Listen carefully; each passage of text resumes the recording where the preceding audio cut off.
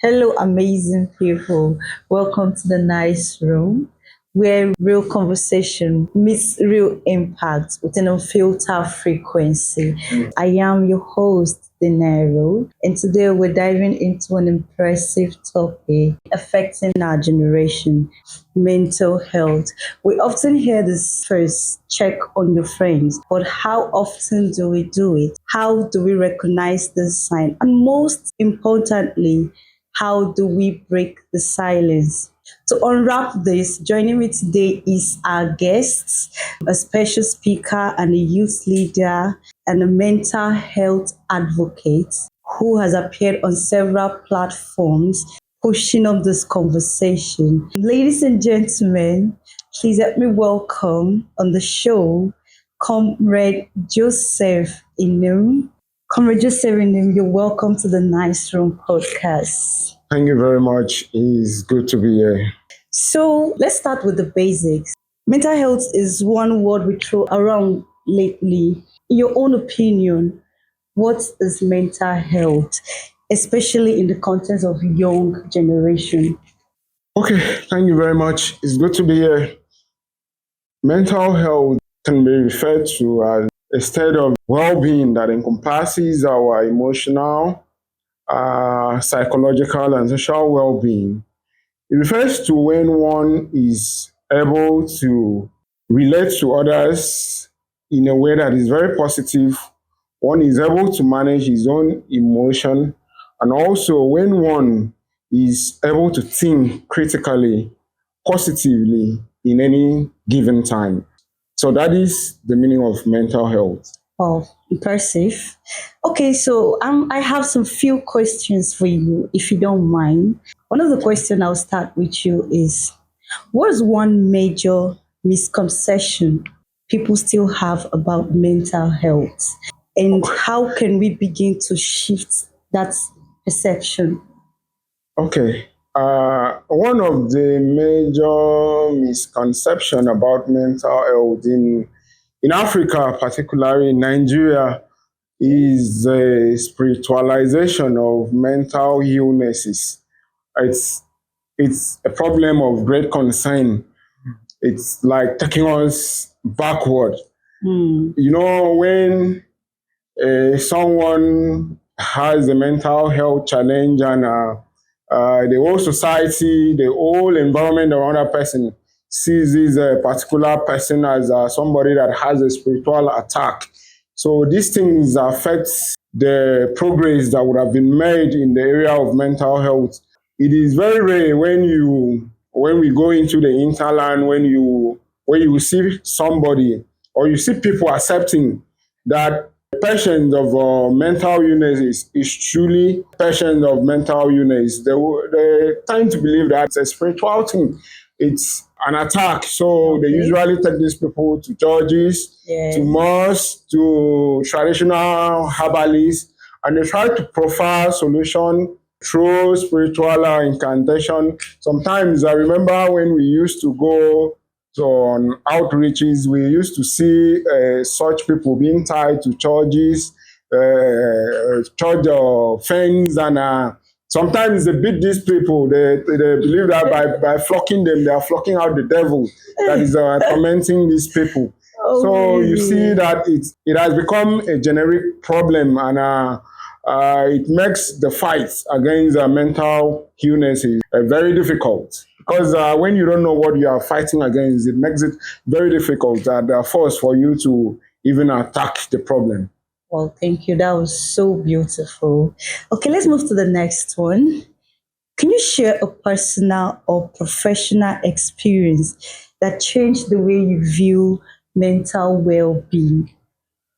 Okay, there are so many experiences, but I will maybe choose one so that we can Okay, because of dissect. time. And Right. I remember during my days in the University of Uyo precisely, when I was studying psychology. I remember as an intern at the University of Uyo Teaching Hospital, the mental health department. I had opportunity to meet someone which I was told was about taking his life. That thing that we understand as committing suicide. Side, yes. Committing suicide. Sorry, that is very wrong. There is nothing like committing suicide in the true sense Oh, of it. okay. So I met the person, I met this client, we sat down, we listened to his stories. This was quite touching. At some points, I began to ask myself, is there anything like committing suicide? Oh, okay. Do we have to, or should we criminalize suicide?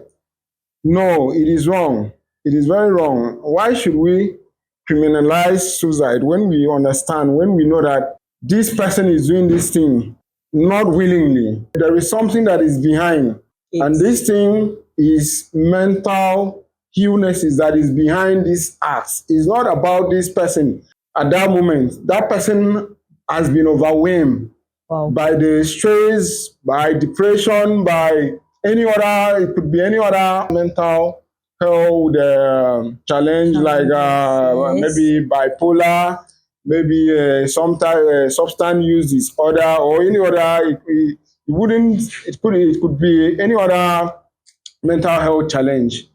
But then when we look at the Constitution of Nigeria, we see that if somebody attempts to take his or her life, they categorize that person as that person is trying to commit suicide. Side, yes. And using the word committing suicide is very wrong. It's wrong in the sense that it's not this person that is doing this thing. This person is a victim. He's vulnerable at that point. So that experience I had with that victim of suicide really exposed me to another angle of mental health. So these people are not what we think. They are. Yeah, because at that point, this person is not really in his true senses. So he couldn't have committed this crime. So the Constitution of the Federal Republic of Nigeria is presenting this person as a person who is committing crime. And such a person is supposed to go to jail for like 1 year or two or thereabout, going through the constitution, but then it's wrong. So that opened my own thinking to the aspects of making advocacy that we as a nation, Nigeria as a nation, we are supposed to look into that legislation that is wrong. It's very wrong for us to consider victim of suicide as somebody committing a crime. That, of course, the person is not in his true senses. So why do we call it a crime? Why do we punish this person? Even after the person no. If attempted, yes. If that person is rescued, that's to say he'll be arrested. Yes, he will be arrested and charged because he attempted suicide, which is very wrong. So this is part of the things that the personal experiences that I've gathered through my work in the mental health profession. Wow, that's amazing, comrade. Okay, on to the next one. How do you maintain your own mental health, especially during stressful or high pressure times? Okay, that is a very beautiful question. Of course, to be a Nigerian, it's not easy. It's not easy. One of the ways that one could maintain his or our own mental health during stress, full time or high pressure time. Sorry to cut you. I mean, you. It's like you. I want you to share that experience. How do you maintain this? All right. Stressed and then the high pressure time. All right, thank you very much. Let me take a walk into my life as an individual. Back then, before I started school, when I got admission, I lost my father. Oh, that was very traumatizing for me. Losing a father at the point where you needed him most, but it happened. So back then in school, I find it very difficult to adapt. I remember that when it has to do with the events, school social events, where people will have to talk about their parents, yes, and your own parents, your own father, it's no more there. Wasn't there. So that gap, there was that lacuna, that gap was there. So as a student of psychology back then. At that level, I was in my 100 level, so it was a very strange thing. So I tried to adapt by one accepting the reality. That was a Wow. very sad reality. So what I did was to accept that sad reality, and I also have to cultivate a positive behavior towards everything I did in life. And one of the major things that was before me was my school. So I have to accept that that was the reality, that was the will of God. As a Christian, anything you do, you have to believe that there is a person who is bigger than you and bigger than every other person who watches over you. So, church, or should I say religious affiliation, also has a part to play. So most of the time, I have to internalize the sermons, the message I heard from the church. So being a religious person also help. But then as a student of psychology too, I also learned some coping mechanism in school. I also learned that you have to wake up in the morning telling yourself positive self talk, positive self acclamation. Yes, I can do this. Yes, I can. You have to talk to yourself. Yeah, speak positively to yourself. And that alone will motivate you. That alone will bring up that inner powers in you. And that was how I was able to boldly approach the future with the Father. yes, without a father. So another event that happened was that I was a psychologist when this other event happened, and that gave me a leverage over the other events, the other incidents. So I lost my mom. She wasn't sick. I just happened. We wake up one day, then she was sick. The following day, we lost her. This one was quite traumatizing. Even the impact was great, and even more than what was when I lost my dad. Though what really helped me was that I knew how to handle a post-traumatic stress disorder. Okay. But then it wasn't easy. I used to think as a psychologist, as a therapist, I used to think you are a super Hero, like a tough yes, person. yes, a superhuman that you can absorb whatsoever kind of pain, shock you can. But when that happened, it was just me by myself trying to pick up myself Okay. by my own self. Even up to now, still have flashes. These are effect of a post-traumatic event. Now, that event was traumatizing to me, and it left me with some trauma that it gives me flashes. So when I look at these things, I as a person that is being seen as a superhuman, I'm the one giving therapy to others. But yeah, I'm also having my own share. Like more like you need your own therapy Yes, I also section. need my own therapy session. So that was a very difficult one. I even realized that it's even far difficult than if I was not a therapist. So it was me trying to work on myself, and that was not really possible.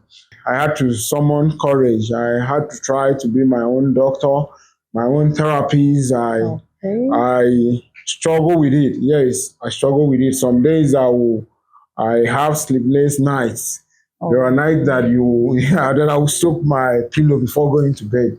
But of course, I'm still healing. Healing is a process. Yeah, it's time. Yeah, it's a process. So I'm still healing, and hopefully there will be a time that I will look at it as a thing of the past. Though I'm still doubting if it is possible.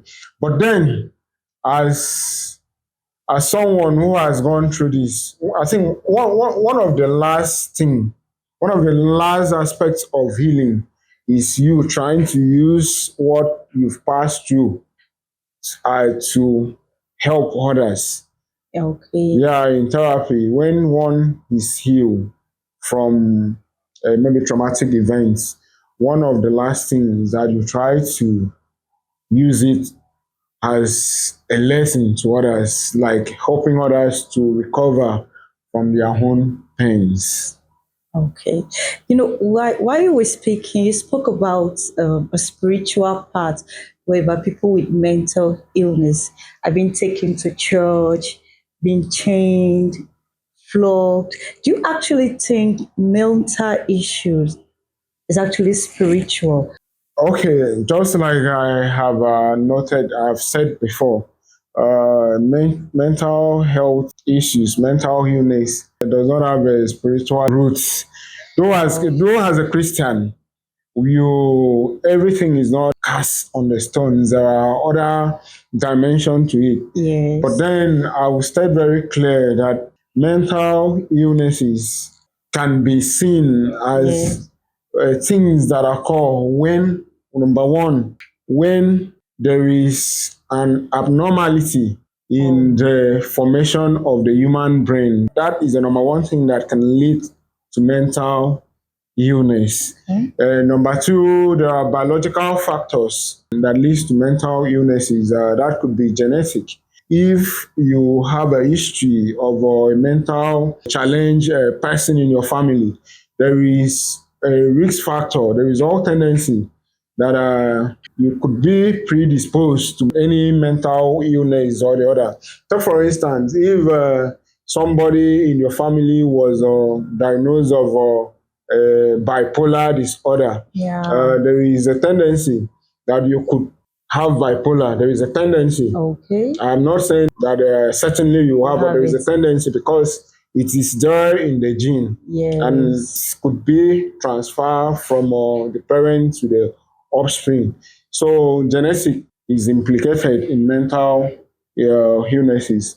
Then another thing that can cause mental illness, there are some social factor, life experiences. If someone faces abuse, like emotional abuse, traumas, like life events that can predispose one to mental illnesses. Just like I did say at the beginning of this session, that Nigeria is a very difficult place. So, environmental factor, the environment you find yourself, the stress, workplace stress, even a family stress, emotional Stress. stress. Though there is a percentage of mental illnesses that is as a result of substance use, and the percentage is high. You know, substance use is very serious. When I say serious, I mean it's very serious or lead cause of mental illnesses. Okay, that was beautiful, Comrade Joseph. I think this is actually very interesting, like very interesting. Okay, this one I have for you. This thing that happens mostly among young people. When you go around, you see young people mentally unstable, walking on the street like mad people. You understand? So, what can you say about the consumption of hard drugs? The word mad people is not very advisable to use. You can say mentally Oh, challenged my people. bad, mentally challenged Yeah, people. it has been established. Research has shown that many people roaming the streets, a large percentage is as a result of substance use. Substance use is very serious. When I say serious, I mean it's very serious or lead cause of mental illnesses. There are so many substances that are young people indulge themselves in, which definitely will tamper with the brain. Yeah. There are some that stimulate the brain, the central nervous system. There are some that are reduced or that drag the workings of the brain, the neurotransmitters, and these will alter the brain working, which will lead to normalcy in behavior.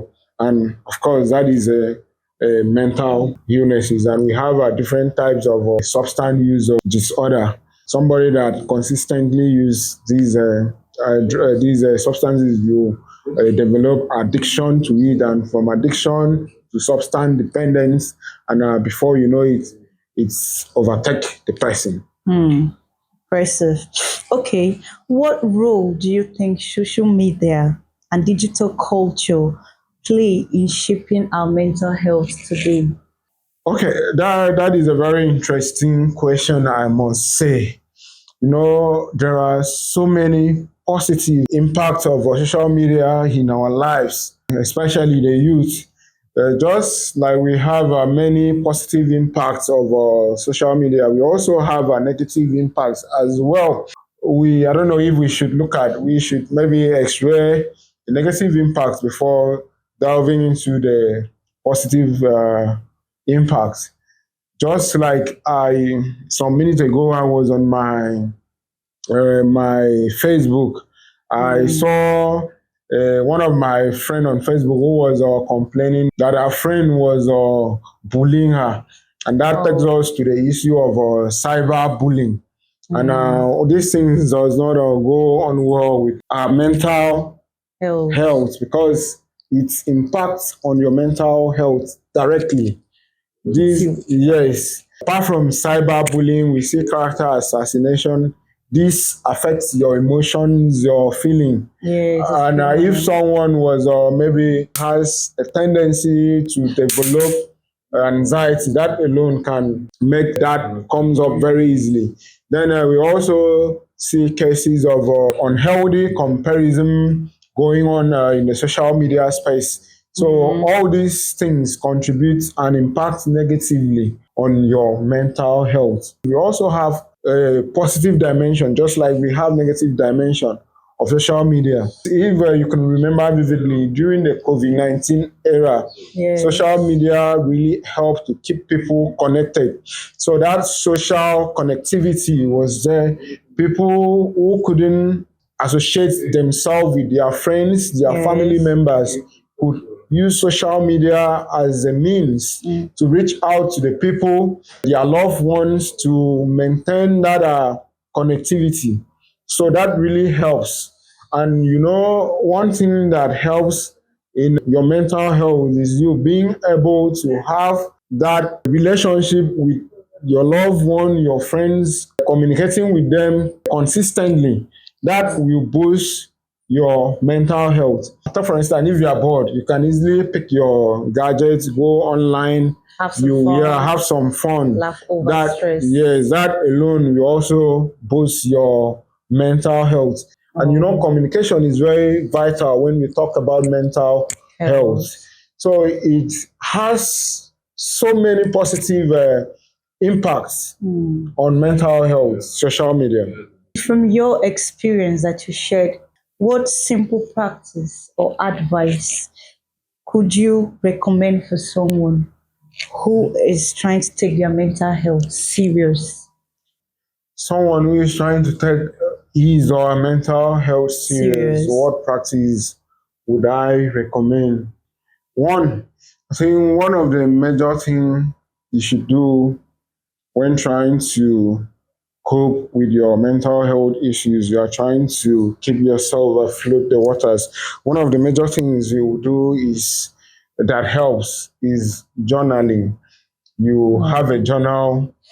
You wake up in the morning, for instance, you pick your Bible, pick your book, pick your journal, you write down how you feel, and you write down things that you see you are thinking, things that you think are working, and try to take stock of your life. That alone will elevate you and also help you, and will also guide you on the steps you are taking and the progresses you are making in your life. Another thing you can do to help to uplift your mental health is sleep. What you do is you try everything possible to have a good sleep. It will help you boost your self-esteem. It will help you relax your muscle, and it will also give you that level of effectiveness. Another thing you can do to help you boost your mental health is dieting. The things we eat really affect us to a great extent. You have to watch your diet. You have to drink water. Very important. Water is very important. You have to avoid all these caffeine, carbonated drinks. And you have to eat more of fruits, more of vegetables. This will help you, these vitamins will help you maintain your mental health. Then you can also do exercise. Exercise is very good. So there are different types of exercise you can do, like the Joker, you can do deep breath technique. Do you know that a simple thing like breathing in and breathing out helps Okay. boost your mental health? Oh. So all these things and many more will help you boost your mental health. Okay. Out there are a lot of young people emotionally damaged, depressed, and going through a lot of anxiety. So, what can you say to people who want to support them, even if they are not professionals? How can you stretch hands of support to these people? The thing is, in all you do, it is very important that you talk to someone. You have someone you talk to, you have to. There is no two ways about it. In fact, when stories are told in safe space, that alone is enough to heal someone who has concern, mental health concern. So you have to find a way to talk to people. Try as possible as you can to talk to somebody. It might not be a professional, but somebody who is at reach to you, maybe a family member, a friend. Start from there before even reaching out, trying to reach out to a professional. That's good, Comrade Joseph. It was really, really beautiful having you on the show. But before we go, I want to have a fun break with you. Okay, I'm going to say a few words. Then you tell me the first thing that comes to your mind. Okay? Are you ready? Yeah, I'm ready. Are you sure you're ready? I'm ready. Okay. Here are the words: peace, The peace of the Lord. family, Family, father, mother, and children. music, Music, heart to face. healing. It's a personal work. Remember, it's okay not to be okay. And it's a beautiful thing when you try to reach out to people, break the silence, and then heal. Take care of yourself, love yourself, work on yourself. Should you feel unstable mentally, reach out to a mental health advocate, reach out to a therapist to help yourself out. So, Comrade Joseph, do you have a social media platform or an email people can reach out to you if they want to? Okay, you can reach out to me if you want to either my email, Joseph at yahoo.com. And on Facebook, on Joseph Inem. And on Instagram, to Joseph Inem. Thank you so much, Comrade Joseph Inem. It was nice having you on the nice room. Each word counts, and people out there have really, really gotten your impact. So, to show a little sign of gratitude and for being on the show, we have a little token from you from the nice room. And here we go. This is a face card from a nice room. Comrade Joseph Inu. Wow. Thank Have you. it. Thank You're you so much. welcome. Thank you You're so welcome. much. Please put it on your face so we'll Thank you see so how good much. you look. Thank you so much. It's Wow, good to be this is here. I'm beautiful. grateful. This is beautiful. I think you should just go home like this. It's okay like this. I agree with you. Thank you so much. All right. This is nice. Thank you so much. It's Thank you. nice. It was nice having you on the show. Thank We you. look forward to seeing you more again. And until next time, this is a nice room. Stay focused and thank you.